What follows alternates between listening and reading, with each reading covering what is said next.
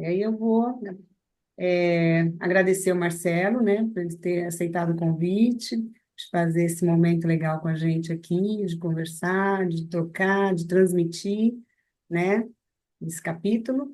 Agradecer a todos vocês que estão aqui presentes, Camila, que me ajuda aqui na presencial, minha companheira de Rondonópolis, e Marcelo, se você quiser falar qualquer coisa, se apresentar, o que você quiser, está nas suas mãos agora. Seja bem-vindo. Obrigado, Gislene. Agradeço bastante, né, o seu convite para falar um pouco sobre, né, o Seminário 7, que é um seminário que eu particularmente gosto muito. Tá? Inclusive, eu, né, no período da pandemia, realizei um cartel sobre esse seminário, então não faz tanto tempo assim que eu reli esse seminário na íntegra. E, bom, espero poder contribuir aí com esse estudo de vocês do seminário, né? A Gisele me explicou, né, o andamento da atividade. Em verdade, a minha proposta, né, em relação à fala de hoje e dos próximos encontros tecer um esboço, dar algumas coordenadas para a leitura, né, dessa parte do seminário, que é a segunda parte sobre a sublimação, né? Enfim, né, só me apresentando para quem não me conhece, né? Eu sou, então, né, um psicanalista, né? Estou aqui em Campo Grande e sou membro do Ágora e também do Fórum do Campo Lacaniano, né? Há alguns anos aí eu tenho, né, um percurso na psicanálise e na universidade eu atuo também na área de letras, né, que tem bastante relação com a psicanálise, né, como nós bem sabemos. Né? Então, eu sou professor de literatura na Universidade Estadual. O meu pós-doutorado foi na área de psicanálise. Inclusive, esse seminário em particular é um seminário que me lembra bem, né, o meu trabalho no pós-doutorado, porque o Lacan, né, ele coloca os conceitos sempre em alemão, né, nesse seminário, o que pode, inclusive, né, dificultar bastante, assim, principalmente para quem está lendo pela primeira vez esse seminário, ter uma compreensão, né, do texto assim mais imediata, né? Então esse é um seminário que você tem essa dificuldade. Lacan cita muitos conceitos, muitas palavras em alemão, né? Naquele ano ali de 50, naquele, né, nesse virar de década, inclusive, né, de 59 para 60, ele resolveu, né, não traduzir os conceitos. Né? Então, ele cita geralmente, principalmente os conceitos freudianos em alemão. Né? Então, essa parte aí que me cabe falar, que é a parte sobre a sublimação, tá? Eu acho interessante, de repente, antes mesmo, né, de, de se entrar no texto do capítulo 7, né, sobre a sublimação, é, de repente assinalar que no seminário 20 o Lacan não trata exatamente da sublimação, mas ele vai falar sobre o sublime, né? E essa fala dele sobre o sublime no seminário 20 é bastante esclarecedora, porque ela de alguma maneira é reflexo disso que ele vai tratar em relação à sublimação, a Tasting, a coisa, né? E se pensando essencialmente numa ética, né? Então, no seminário 20, que é já quase de meados da década de 1970, e não quer dizer, são vai praticamente 15 anos depois desse seminário, né? Quando Lacan ele se debruça sobre o barroco, né? Ele vai discorrer sobre o barroco, ele fala algo importante, né? Na verdade, eu deixei o seminário 20 no meu consultório, então não tem aqui o texto na letra, né? Mas ele fala mais ou menos uma coisa como, né, o sublime, né, ele não é aquilo que está em cima, né? Não é aquilo que é superior, mas na verdade é a parte mais alta daquilo que está embaixo. Tá? É assim que ele caracteriza o sublime, né, no seminário 20. O que tem a ver com o que ele insiste, né, nessa parte do seminário 7, que é se pensar a sublimação, a questão da arte, tendo, digamos assim, uma ligação profunda ali com, né, a própria origem da pulsão, né? Então, essa relação com o sexual ali, com Das Jing, Hum. então o seminário 20, né, nessa questão do sublime, ele faz um contraponto interessante para a leitura desse capítulo, né? Então, não pensar o sublime como algo elevado, mas, na verdade, a parte mais elevada daquilo que está embaixo, né? Então,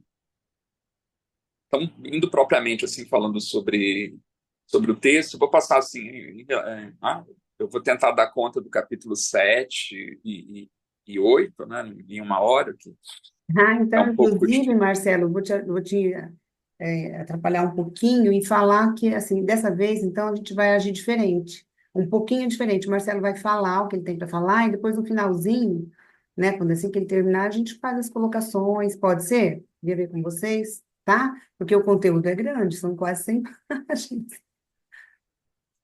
Dani, eu acho que se alguém quiser fazer uma colocação, talvez seja melhor fazer durante a fala, para Pode não ser? corrermos o risco de cortarmos aí e aí a gente ficar sem um diálogo, né? Ficar só É, porque a gente está talvez uma. acostumado a trocar, né? A gente já vai. Só que assim, corre o risco de você precisar de mais um encontro, porque foi assim que aconteceu com as outras. Então, em vez de três, de repente você fez quatro. Se puder também. E a gente marca um outro horário para fazer nossas leituras linha a linha, né?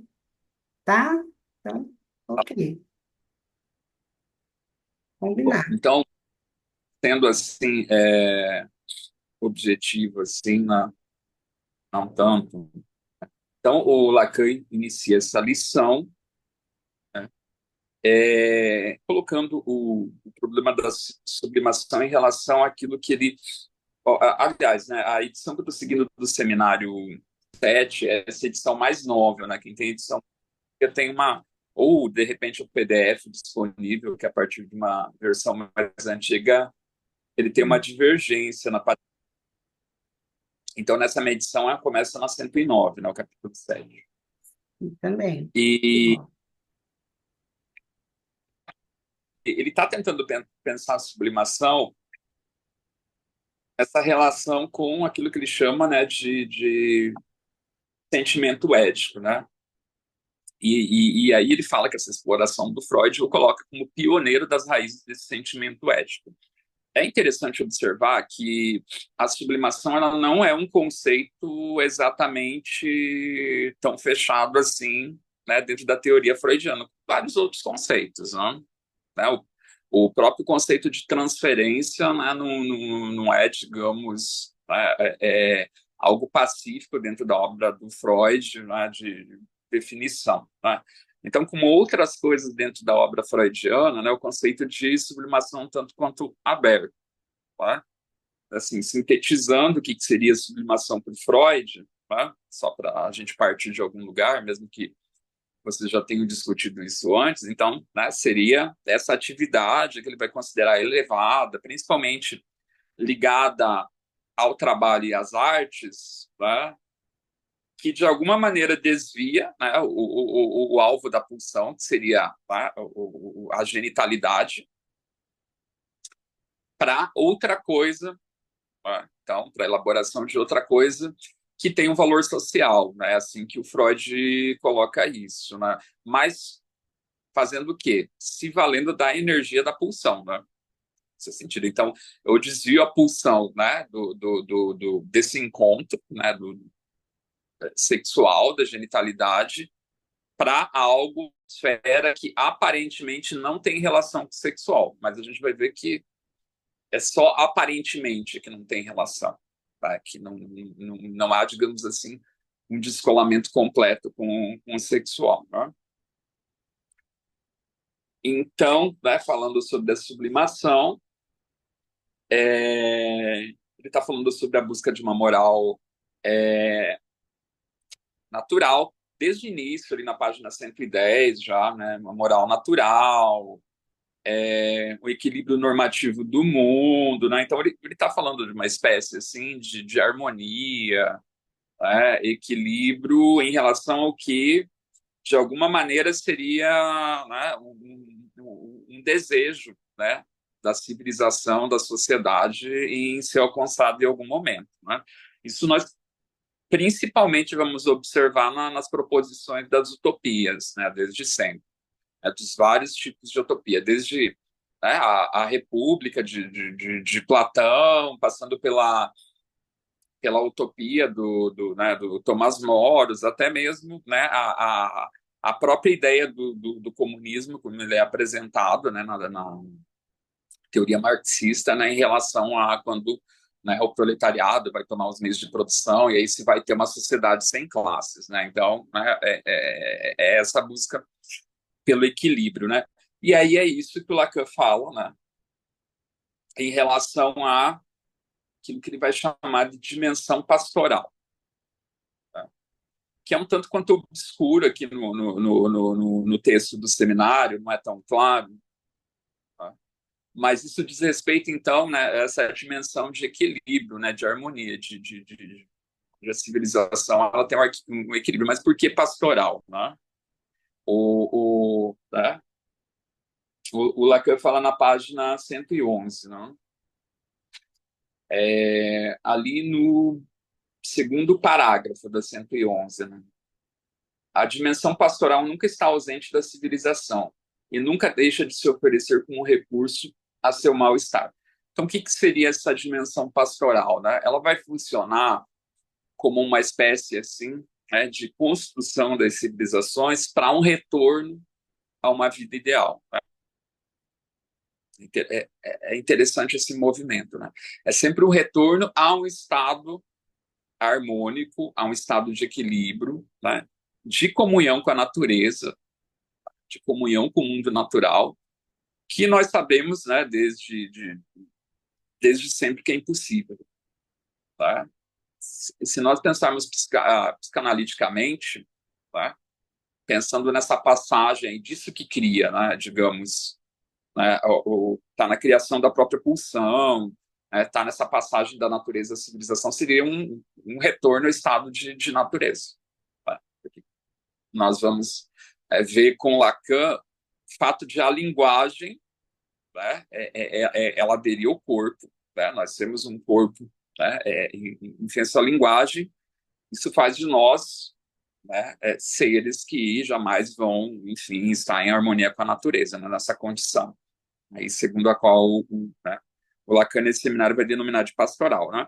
Mas, né, tematicamente, em relação às artes, seria o quê? Seria aquele retorno a uma vida bucólica, no campo, né, junto à natureza, essa coisa que, contemporaneamente, a saída da cidade grande para você viver na natureza, ou pelo menos passar um período na natureza, que sempre foi uma tópica da arte, né, da literatura, da poesia, da música. Né? Então, você, né, tem até uma fórmula latina para isso, né, que é fugere urbem, né, fugir da cidade, então, né, para você ir para o campo. Tá? Então, isso seria pastoral. Propriamente nas artes, esse é um termo que o Lacan vai, né, ele vai se valer das artes, então a pastoral seria o quê? Na literatura seria, né, aquele cenário literário que vai evocar principalmente o quê? Né?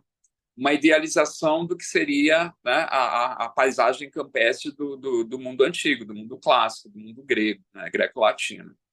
Né? E que vai ser uma constante na literatura, né, de tempos em tempos, né? Sempre vai ter um retorno na literatura. Então, a gente vai ter no Renascimento, no Arcadismo, na música também, né? Nós vamos ter a pastoral, tanto é que nós temos a Sinfonia número 6 do Beethoven, que se chama pastoral, e justamente na música pastoral é um gênero musical que evoca tranquilidade. Né? Então, sobretudo na forma, na sua dinâmica, ela tem como, né, o eixo central a tranquilidade. Então, tem essa ideia de voltar para a natureza. Mas não é só isso está ligado com uma ética, porque essa ideia da pastoral, dessa ideia do retorno da natureza, da harmonia, está ligado com o conceito de verdade na arte. E o conceito, como assim, né, ligado com o conceito de verdade? Né? Porque na arte, né, dentro de uma tradição que perdurou até o século XIX, principalmente, né, mas de todo ainda não se abriu mão, né? A verdade, ela é sinônimo de beleza. Então, aquilo que é bonito é verdadeiro, e aquilo que é verdadeiro tem que ser bonito, né? Então, por isso que a psicanálise nessa dimensão, assim, até de pensar as próprias artes, pensar a estética mesmo, no sentido de disciplina, ela faz um furo nisso porque ela vem, né, em auxílio dessas outras posições aí que vão confrontar, né, essa ideia de que a beleza é sinônimo da verdade, né?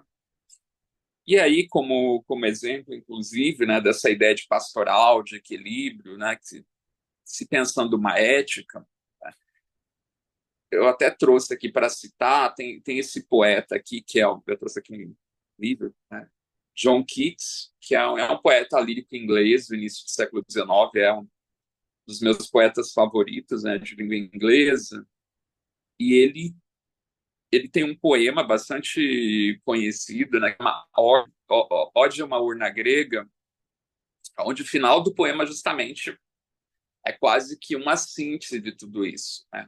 De uma ideia de retorno, de tranquilidade, de beleza, de ética né? E de uma dimensão, né, de verdade relacionada ao real, né? Então, eu vou ler rapidamente, né, até para a questão do nosso tempo, né, os últimos versos desse poema. Depois eu passo para vocês, gente, bem quem quiser, né, nessas referências, alguma coisa que eu citar. Mas ele vai falar o seguinte, né?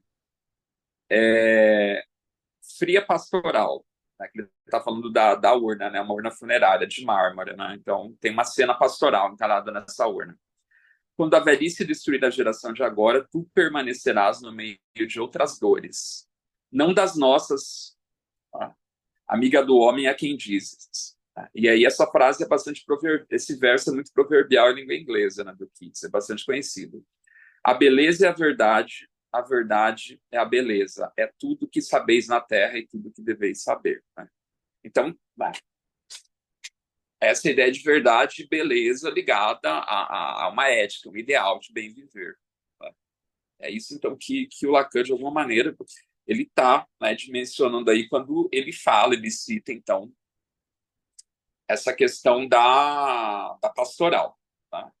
A gente poderia falar assim, né, se pensando, né, no processo terapêutico, é o que, por exemplo, na Gestalt se busca, né, a ideia da homeostase, né?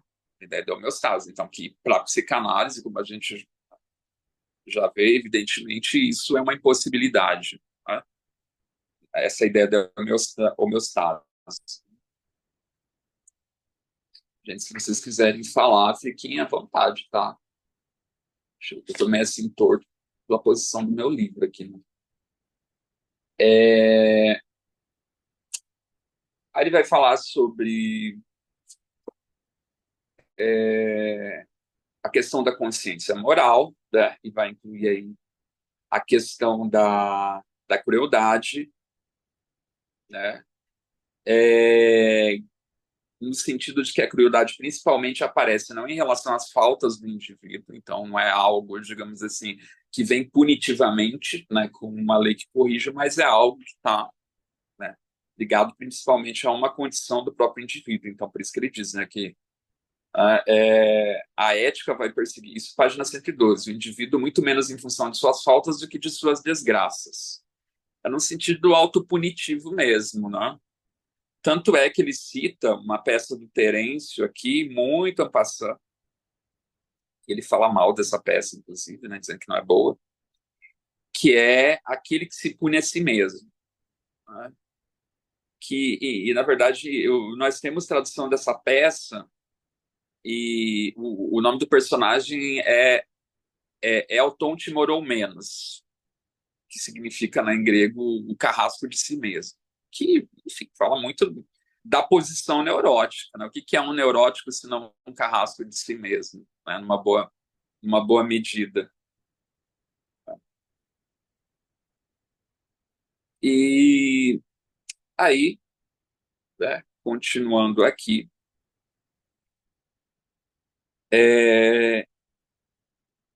ele coloca, né, em discussão a questão de Das Jing, da coisa que eu imagino que vocês já viram com... Quem foi mesmo que falou sobre Das Jing? Foi a Pri? Foi a Priscila. A Priscila falou das Jing 1, das Jing 2. A introdução aí é Das Jing, né? A coisa, Das né? Jing, a Então, coisa. Uhum. aliar essa ideia de Das Jing aí, a coisa, à questão da pulsão. Lembrando que Das Jing aí está na raiz de outros desdobramentos, de elaborações teóricas do Lacan, como, por exemplo, a questão do objeto A mais adiante, né? Isso também vai se, né, também se direcionar para uma outra conceituação de real, né, que não é a mesma conceituação de real dessa época.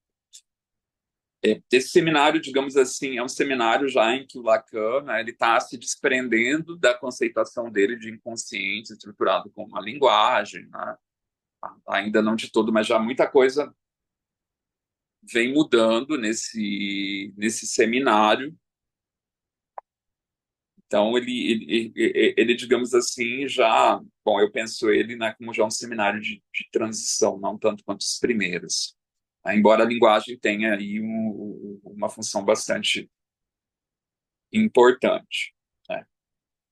É, então, isso seria, digamos, né,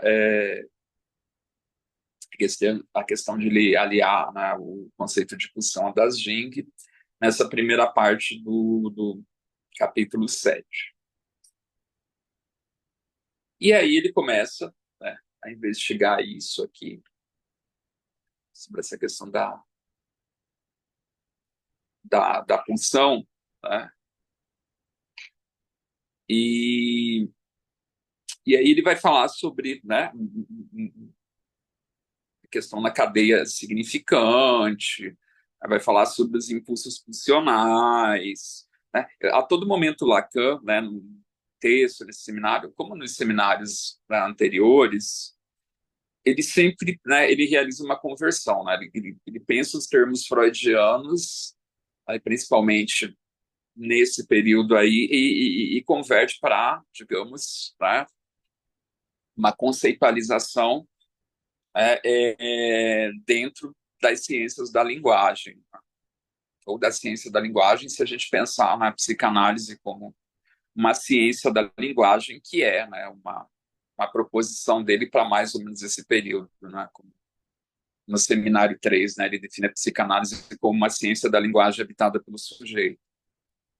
Então, o que é importante, né, nós não esquecermos, né, em relação à leitura desses seminários, mas assim sempre ao se pensar a obra de Freud em relação à obra de Lacan, que a concepção de Freud é eminentemente mentalista, tá?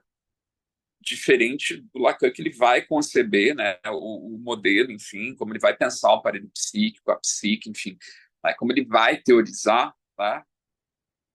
É, o inconsciente, né, tudo que se refere, né, a depois do que ele, né, vai denominar anos mais tarde de o corpo falante, ele vai, tá, pensar isso em termos primeiramente de linguagem e depois, claro, vai aliar a linguagem ao real, né?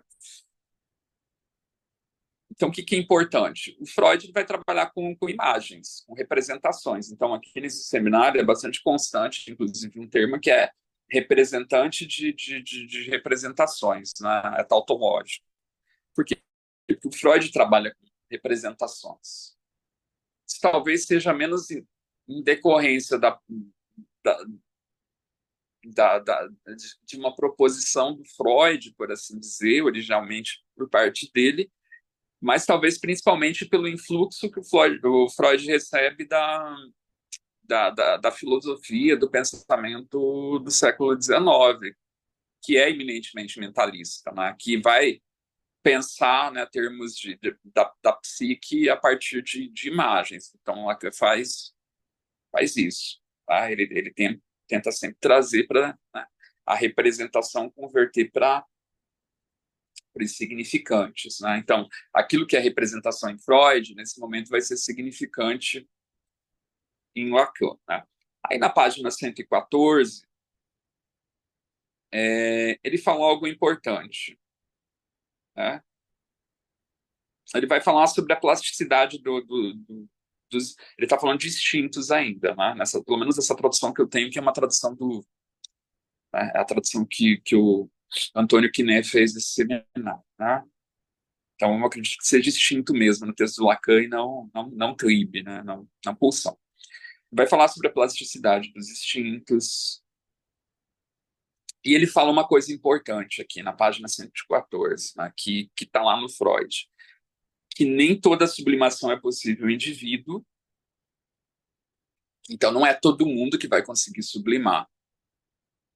Isso é importante. E um pouquinho mais abaixo, quase no final da página, ele vai dizer o seguinte, né? Ele vai falar que existem alguns limites e que alguma coisa não pode ser sublimada. Há uma exigência libidinal, a exigência de uma certa dose, de uma certa taxa de satisfação direta, sem o que resultam danos e perturbações graves. Ou seja, por mais que eu tente sublimar, sempre vai ter um resto que não é sublimável. E esse é o problema. Tá? Então, se tem um resto que não é sublimável, que vai necessitar o quê? De uma satisfação direta.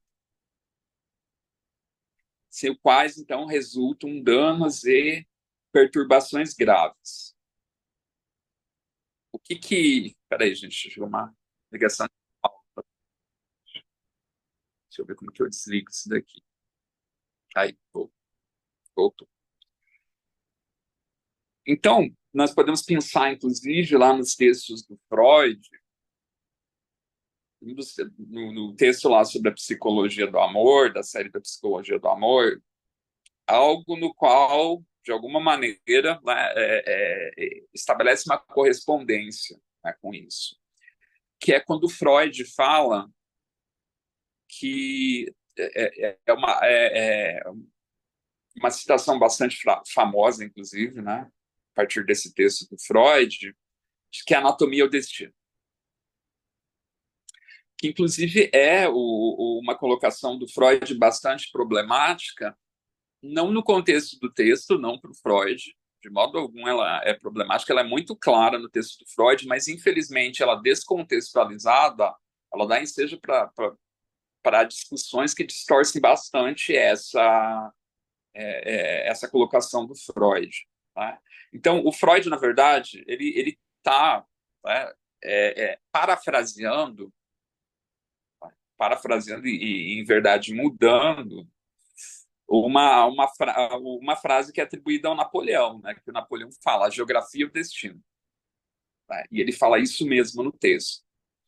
Quando o Freud fala que a anatomia é o destino, né, e aí eu já vi muita discussão em cima dessa frase, inclusive não só em âmbito assim, né, descolado da própria psicanálise, mas mesmo, né, no âmbito psicanalítico mesmo, né, com gente que já tem algum percurso, de que o Freud estaria se referindo ao corpo anatômico como um destino, no sentido, por exemplo, de nós pensarmos a ideia da sexualidade, ou seja, né, você tem um corpo de macho, um corpo de fêmea, e esse é um destino. Tá? Estar nesse corpo e se haver com esse corpo. Não é isso que o Freud fala. Na verdade, o que ele está falando? Né? Ele está discutindo sobre amor, ele diz, né, o seguinte, para resumir. Por mais que eu sublime num discurso amoroso a minha pulsão, por mais que eu desvie, né, ela da genitalidade, desse alvo, né, esse que é o alvo da pulsão, né? Então, por exemplo, nós vamos ver mais adiante a questão do amor cortês, da mulher é colocada no lugar quase inatingível, por mais de que isso seja, né, desviado, sempre o amor vai se referir a esse lugar, que aí o Freud, se não me engano, usa no texto uma citação de acho que Santo Agostinho, São Tomás, mas acho que é Agostinho. Não, São Tomás, eu acho. Né? Esse lugar que é o lugar da urina e das fezes. Ou seja, por mais que eu cante e idealize o amor sempre vai se referir, digamos assim, né? Digamos assim, o ponto final do amor sempre é a genitalidade. Sempre é, né, o contato com o real do outro. Né? com essa carne do outro. E aonde que é esse contato, né? A primazia desse contato na civilização é de lá onde saem, né, as fezes e a urina, né? Então é nesse sentido que a anatomia é o destino. Ou seja, por mais que eu tente fugir com um discurso, elaborar, né, pintar o amor, né, de uma maneira sublime, vai ser para esse lugar que o amor vai remeter, né? Ali onde, enfim, né, assim, estão as fezes e a urina. Então é por isso que aí a gente vê, né, algum sentido naquilo que ele vai falar no Seminário 20, que o sublime é aquilo, a parte mais acima do que está embaixo, ou seja, eu canto amor, idealizo, mas em verdade você tem essa coisa do corpo, né? Essa miséria do corpo que é da ordem da natureza, né? Que cheira mal, né? É isso que ele está remetendo nessa nossa carnalidade aí, né? Se quiserem falar.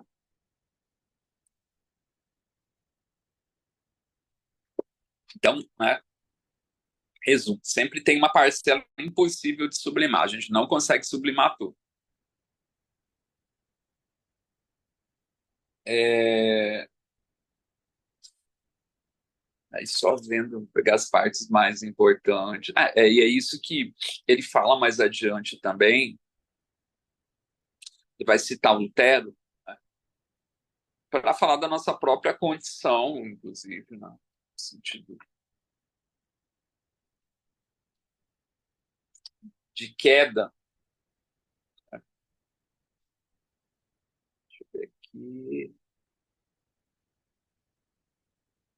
Ele vai falar sobre, né, essa ideia do mundo e como Freud coloca o mundo no nosso corpo. Ele está falando da construção, né, fantasística, sobretudo, né? E aí ele cita, né, o Martin Luther, né, numa frase sensacional do Martin Luther, que é: sois o dejeto que cai no mundo pelo ânus do diabo, né? Tipo um texto, né? Está remetendo à nossa própria condição de queda. Na verdade, essa coisa da anatomia, o destino, de certo modo, é o destino da própria psicanálise. Se nós pensarmos que na função do analista, né, o que nos espera, se nós somos bem-sucedidos enquanto analistas, é justamente ser merda, né? É aquilo lá, no fim, o que o analista se torna, né? É o resto, o lixo no final da análise. Por isso que em tempos, né, como hoje, tempo né, que a gente vive de redes sociais, onde nós temos analistas que são influencers, ó, a gente sempre pensar, né, que como a clínica pode operar a partir do narcisismo. Não pode, né? Não existe, a clínica nunca opera a partir do narcisismo, que é o que é dimensionado nas redes. Tá? Então, uma clínica não opera a partir do narcisismo. Tá? Por quê? Porque, né, o sucesso do analista está em fracassar. Né? Fracassar no sentido de, né, ser destituído no final de uma análise, se tornar nada. Né? Por mais manejo que se faça a partir desse lugar de Instagram, né? Porque mesmo que você ofereça, e mesmo que você, vamos supor que você faça um bom manejo disso, bom, parte-se de um narcisismo aí, né? Bom, pode haver transferência? Pode. Não, você Mas tem aí, o que vai dar isso depois? É por isso que eu digo, depende muito de um manejo que se faz também disso aí, né? Bom, resta saber se faz, né? Enfim. Então, e o que a gente tem que entender é que não tem, a clínica não opera a partir do narcisismo, e a gente justamente vê, né, como é dimensionado, né, dimensionado mesmo no sentido de construção da imagem, por exemplo, nas redes sociais. Né? Mas aí eu lembrei, inclusive a propósito, né, que no Império Romano, quando os generais eles eram recebidos, né, em Roma, depois de vencer as grandes batalhas, eles eram recebidos como deuses, né, e eles desfilavam em Roma, né, para serem aclamados pelo povo. Mas tem algo interessante, né? Os historiadores eles falam que, né, quando o general é conduzido lá tá, num carro, né, desfilando em Roma, tinha uma pessoa que ia junto dele atrás a todo momento falando no ouvido dele durante o desfile: não se esqueça de que você é apenas um homem. Não se esqueça de que você é apenas um homem. uma fórmula interessante para o narcisismo, né? Principalmente num tempo que realmente havia quem pensasse que era Deus, né? Mas então, voltando, né? Aqui eu falei dessa questão do Lutero. Ele, ele fala aí sobre, então ele vai pontuando sobre a questão da não harmonia. Então, fazendo muito eco depois, né, ao que, digamos, criando, melhor, uma ressonância, ao que, principalmente no Seminário 20 também, ele vai, né, colocar, né, sobre a ideia de que não existe relação sexual. Tá? Então, se não existe relação, né, não tem raporte, a harmonia é impossível. Né? Então, no mundo, né, no mundo pensado a partir da dimensão trágica da psicanálise, a harmonia é impossível. Né? Harmonia, e nós temos que lidar com isso. Tá? Nós temos que lidar com isso. Gente, eu estou pulando bastante assim, porque é extenso, tá? Se vocês acharem que eu pulei alguma coisa assim, mas vocês gostariam de comentar, me falem, né? Deixa eu ver. Então, né, eu vou pular para a página 119, né, que eu acho interessante. Eu tenho esse seminário muito grifado, mas eu já passo para aquilo que está, digamos, na prioridade aqui. Né? Na página 119, logo no início, ele vai falar, né, das Jing, uma vez que o homem, né, para seguir o caminho de seu prazer, deve literalmente contorná-lo. Né? Então, ele está falando principalmente sobre essa questão, né, de uma relação com o desejo, na qual não existe caminho em linha reta para o desejo. Né? Isso é da ordem da impossibilidade.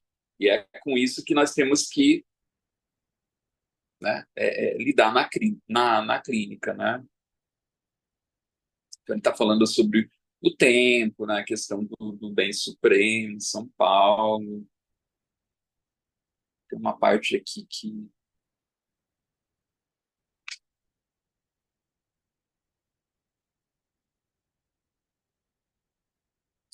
Aí ele vai entrar na questão de Das Jing, como, né, com uma ideia do.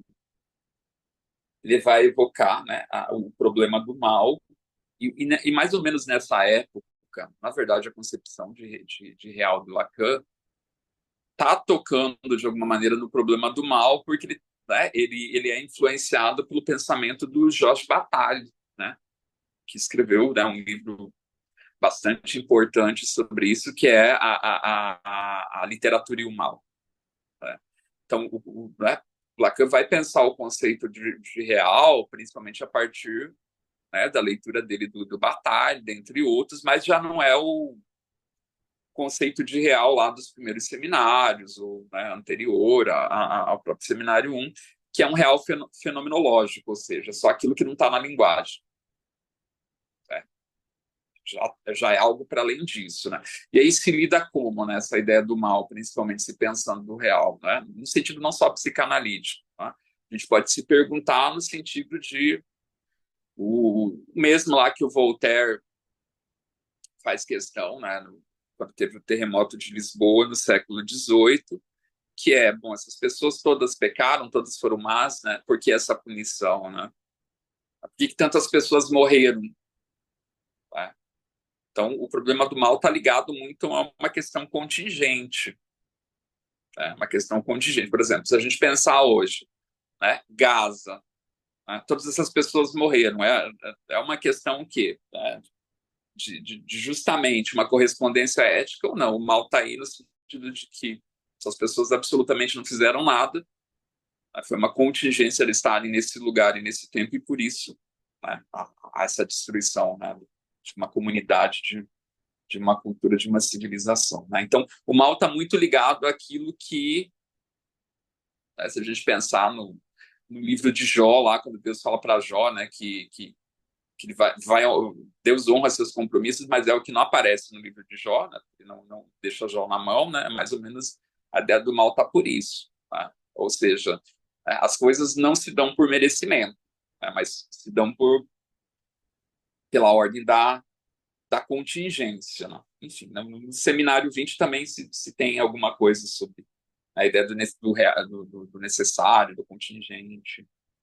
Eu sempre indico, eu gosto, assim, sempre, quando eu falo muito do Seminário 20, primeiro que foi o primeiro seminário que eu estudei, então tenho um carinho muito grande por ele, eu já comecei pelo 20. Mas eu acho que o Seminário 20 é um seminário muito interessante para quem está começando o percurso em psicanálise, né? Porque ele está num ponto muito importante de conceitualização e ele ilumina bastante as leituras, né, dos seminários anteriores e posteriores a ele, né? Então eu gosto bastante. É ponto de virada, né, no trabalho dele, né, com a saída da IPA, né, toda a questão que ele lança ali quanto à questão da análise didática, né, do didata lá e tal, e ser analista de data e tal, e quando ele trabalha os 4 conceitos, né, onde ele dá uma virada mesmo em relação a Freud, né, lá, o conceito de pulsão, do inconsciente. Tem no seminário 11, né, você tem essa coisa dos 4 conceitos, e no 20, assim, vai ter Não, desculpa, eu estou falando do 11. a... Eu Falando percebi do que você estava falando no 11 pensando no 20. Mas, do 11. Não, mas sabe por que eu estou falando do 11? Eu estou falando, tá, porque o Jorge Cesarino tem um curso do 11 e do 20, e eu faço do 11 e do 20. mas E eu acho que não foi à toa que ele botou os dois, não, eles né? são áreas importantes, né? O 11, mas é o 11, né, que ele sai da IPA, né, e vai...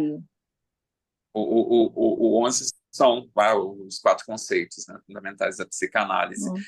Virada também, e o 20, assim, é também de virada, porque, né, você já tem a elaboração, a virada para a psicologia. Né? Tem, né?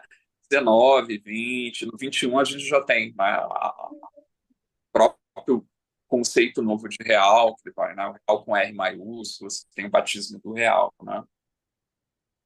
Então, bom, aí a Gislene me fala sobre o tempo, por favor, hein, que eu Então, tô... olha, o tempo passa, né? O tempo voa, como diz a canção. Mas, assim, são 14h43, ainda tem um tempinho, né? Aí você vê o que você consegue fazer com isso. Para fazer mágica, né? Eu, eu viro sempre assim porque eu escrevo, né, deitado nas margens do texto sempre. Então, Aham. né, para terminar essa lição, né, que é de 13 de janeiro de 1960, essa primeira parte, capítulo 7, né? Bom, ele fala sobre engodo, né, da pulsão, né, e ali no final ele coloca a fórmula da fantasia, né? Você tem ali, né, o sujeito barrado, a punção, isso na página 123, né, entre parênteses, né? Ele fala o seguinte, né? Devemos buscar, então, o móvel da sublimação, né? O que está movendo a sublimação, né? Que ela está implicada no quê? E ele fala na função imaginária, muito especialmente aquela propósito da qual a simbolização da fantasia, aí ele coloca, né? Descreve o grafo da fantasia, nos servirá, que é a forma na qual o desejo do sujeito se apoia, né? E aí, em seguida, ele diz: nas formas especificadas historicamente, socialmente, os elementos A, né? Elementos imaginários, veja, não é objeto A ainda aqui. Objeto A é mais adiante, né? Os elementos imaginários da fantasia vêm recobrir, engodar, né? Ou seja, passar a perna no sujeito no ponto mesmo de Dasdig. Ou seja, o que ele está falando? Né? Na verdade, esse engodo é o engodo que transparece numa tema da fantasia, né? Que a gente tem o sujeito barrado, tem a punção e, no caso ali, esse A, que a gente lê hoje como objeto A, mas não é objeto A ainda nesse seminário, né? Mas diz respeito, né, a isso, a questão, né, do desejo. Né? Então, esse é engodo. Né? Você acha que está, né, dirigindo para uma coisa e não é bem aquilo. Né? Porque a fantasia está, né, entre o sujeito que está na linguagem e isso que ele busca, que aí no contexto desse seminário é o das Jing, né? Aquele objeto, né, que vai, como a gente sabe, né, é completar o sujeito, que não existe. Por isso que, já adiantando aqui, né, vamos pular para o objeto e a coisa, né? Vou fazer um grande resumão do que ele vai falar da Klein, mas assim, né, sobre a teoria da Klein, a Klein vai dizer que o objeto que vai completar o sujeito, o objeto primordial, existe. A Klein vai dizer que é a mãe, essa mãe arcaica. É isso que a teoria da Klein traz. E o Lacan, ele vai dizer que não. Ele vai dizer que, na verdade, essa mãe arcaica, a figura da mãe, se a gente pensar até mesmo, né, na ideia do incesto, tá? Que é a interdição que cria, na verdade, a passagem da natureza para a cultura, né, segundo o mito freudiano. Né? A mãe, digamos assim, vai ser, como Lacan vai dizer, em algum momento, um representante privilegiado da coisa, das Jing, mas não vai ser das Jing. Tá? Então ele diz, embora, né, está colocando a Klein, diga que seja a mãe, não é a mãe, é privilegiado, ou seja, ela está muito próxima de algo aí, né, faça jus à coisa, mas não é a coisa em si. Então é da ordem da impossibilidade. Né?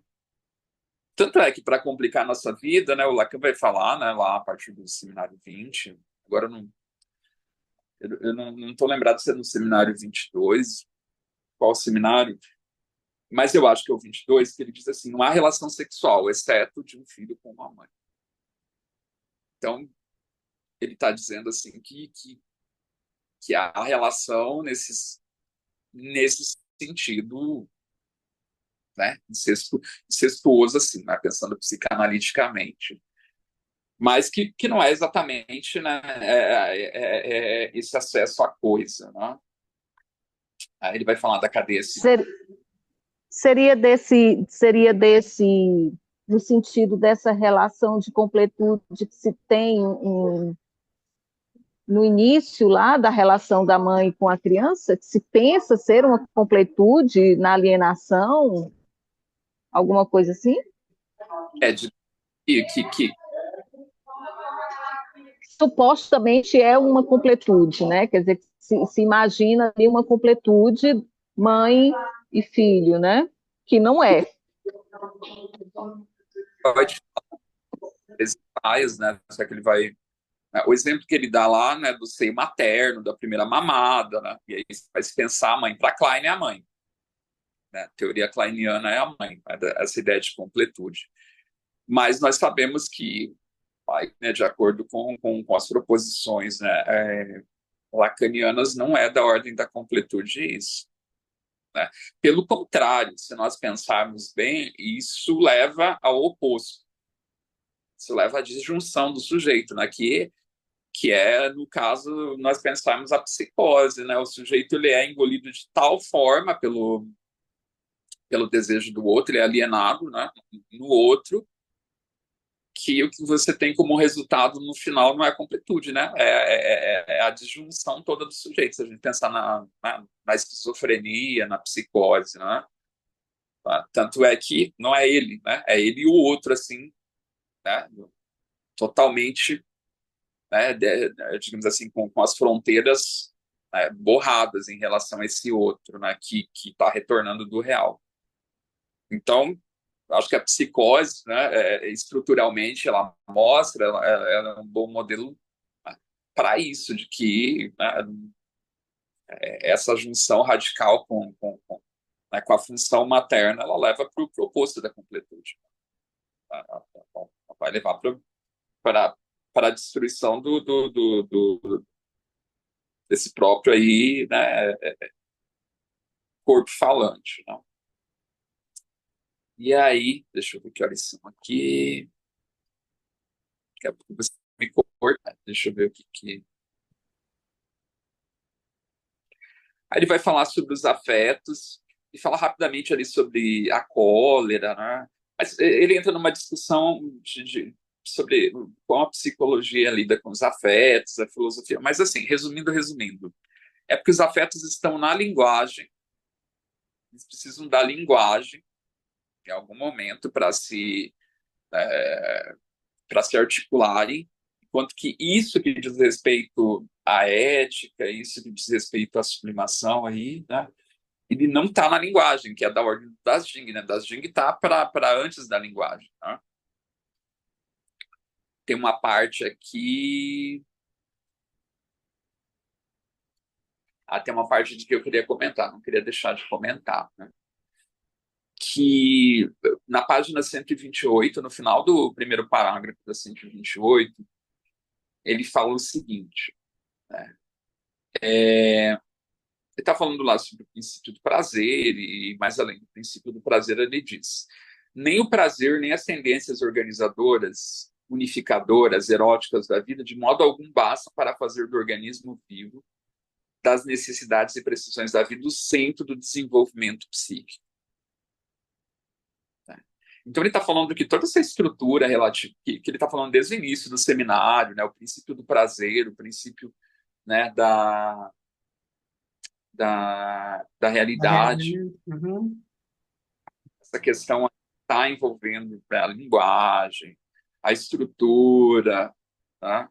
Isso não é o centro do desenvolvimento psíquico, porque o centro do desenvolvimento psíquico ele está nesse lugar aí que é o lugar de foro, de algo aí que diz respeito a Das Jing, que não é o nada, né? E que remete, né, ao real. E aí eu sempre falo, né, nas minhas aulas de literatura, né, para os meus alunos, que a literatura, né, ela está sempre fadada ao fracasso. Né? Se ela é bem sucedida, ela dá errado. Por quê? Né? Porque se a gente refletir o que é um romance, vamos pensar em Clarice Lispector, os grandes romancistas. Né? Em verdade, o romance é uma construção, né, com palavras, né, de uma narrativa, enfim, né, para se dizer com essas palavras aquilo que as palavras não podem dizer. Né? Então, né, a literatura é um bom exemplo disso, né, de que eu vou tentar expressar com palavras que não pode ser dito em palavras. Por quê?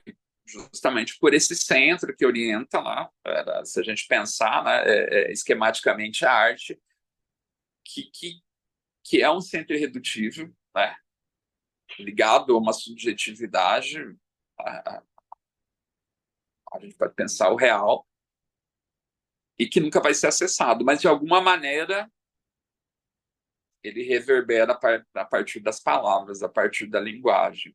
Né? Então, às vezes, né, uma experiência com a literatura ou com a arte, de uma maneira geral, algo nos foi comunicado, mas isso que não foi comunicado não pode ser colocado em palavras. Né? É como, né, para usar a expressão do Jorge Luiz Borges no texto, né, é a sensação de que algo nos foi comunicado e nós perdemos ao mesmo tempo isso que nos foi comunicado.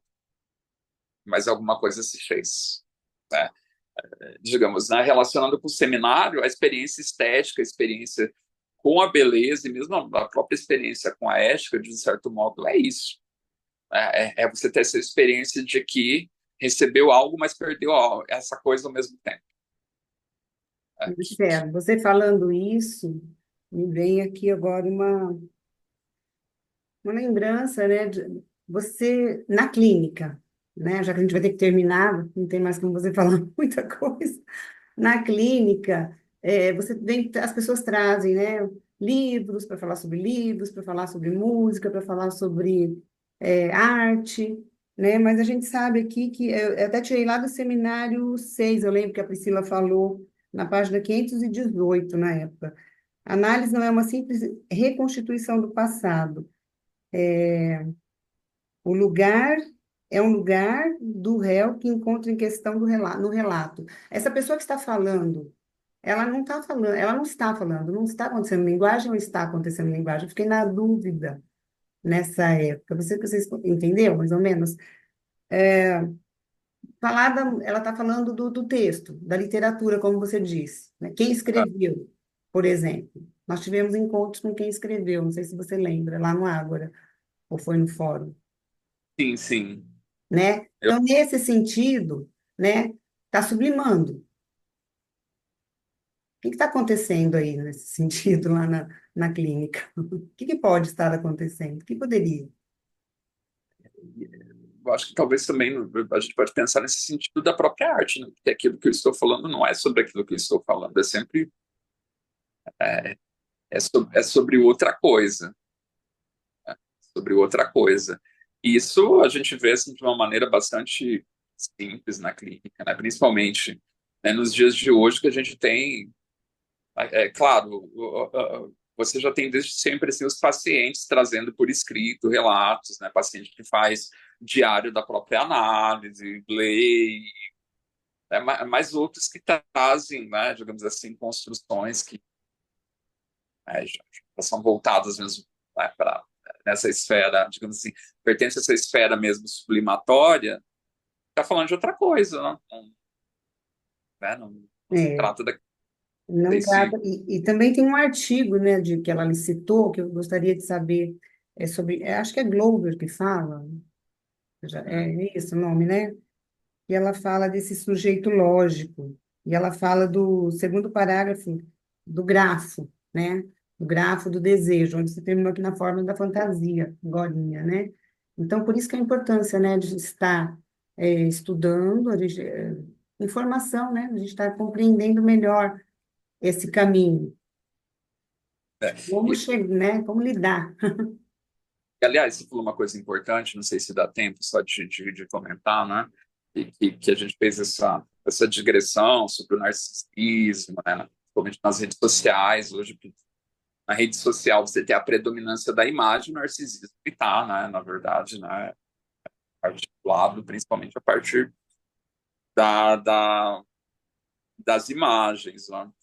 Mas é interessante porque você tem uma tema da fantasia e o Freud, né, já observa isso antes do, do próprio Lacan, né, fazer a proposição do tema, que a perversão né, o negativo da neurose, ou seja, se a gente inverter uma tema, colocar, né, o A no lugar do sujeito barrado ali, né, vocês pensem como aparece ali no livro, né, no final do capítulo 1.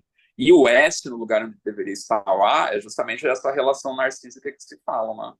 Aí você vai ter o objeto A né, no lugar do analista, né? Enfim, no seminário 17 aparece bem isso, É. né?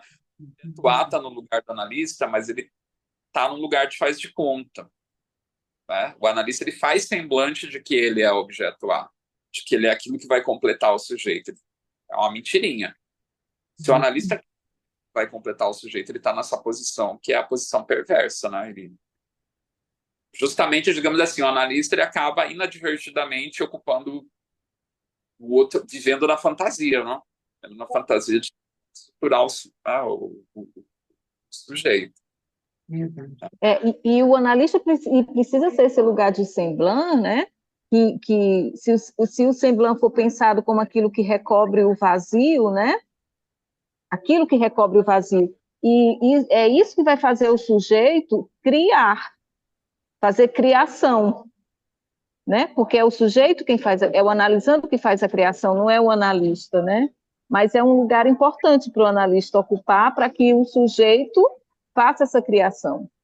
Tá. Porque se ele encontrar aqui tudo, o que ele resta para ele fazer? Nada, e aí também não vai ser análise, né? A gente pode pensar até em termos artísticos assim. O analista, ele, muito se compara, claro, no texto, o analista sendo o editor, né? O editor do texto, do analisando. Né? Essa é uma comparação bastante. Na medida em que ele pontua, né? Que ele faz as pontuações, né? Então, que ele fazendo ponto de captoneio ali numa cadeia de significantes, né? Mas eu penso também, pode pensar né, como pensar em termos da escultura mesmo. Freud faz essa comparação da análise com a escultura, né? O analista, de certo modo, ele vai se comportar não como aquele bloco de pedra, né, onde você vai esculpir algo, mas como esse resto sempre que é tirado ali da escultura, né? que coaduna, enfim, com o destino do próprio analista, que é ser aquilo que vai sobrar, né? Aquilo que não vai servir para nada, né? Então, ou seja, né, aspiração, se alguém tem aspiração de ser analista, é a aspiração de ser inútil no final, né? Então, é mais ou Purity. menos Caligares coloca naquele livro, né, bastante conhecido dele, né, Cartas de um Jovem Analista, lá do pai dele que era médico, que é reconhecido, ganhava presente no Natal, enfim. E ele fala, bom, mas é para ser analista, não é para essa via, é por aí. Tá ótimo. Ah, que delícia, fica tão bom diálogo, né? Gostoso. Obrigada, Marcelo, por enquanto. Temos que parar por aqui agora. Obrigada. Obrigada, meninas e menino. Muito obrigado, Marcelo. Foi encantado com a fala sua, nossa, porque ética é etos lugar, né? E nós já estamos avançando com o texto, e agora que a sua fala, o lugar é do inútil, foi assim, foi um boom gigante. Muito bom ouvi-lo. Que ótimo. Bom, Também e a fico- gente agora é o próximo encontro, né, Marcelo? Quando que é o próximo, Gislaine? Dia 4, né? Não, que dia que é hoje? 21. Deixa eu ver aqui, que até eu já tenho tanta data em mente. Nós conversamos, eu esqueci. Peraí.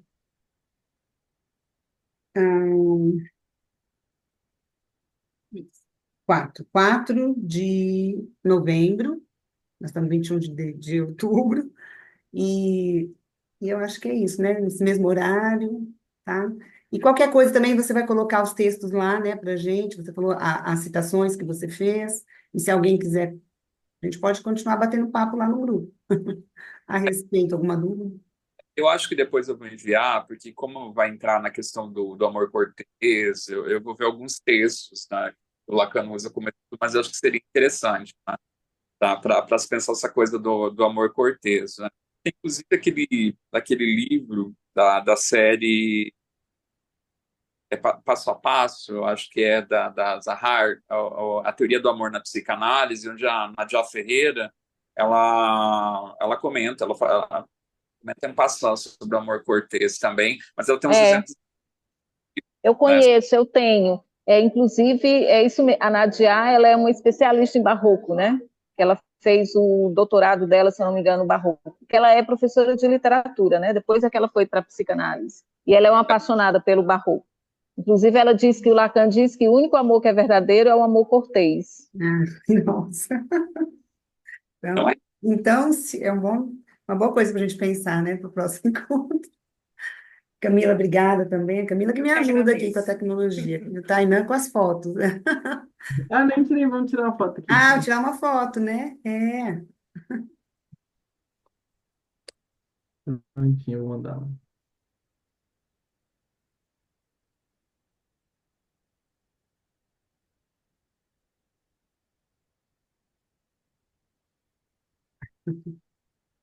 Mandei lá. Deu? Então, obrigada, gente. Até o próximo encontro, tá? Tchau, tchau. Obrigada. Até. Obrigada, Tchau. Marcelo. Tchau, tchau.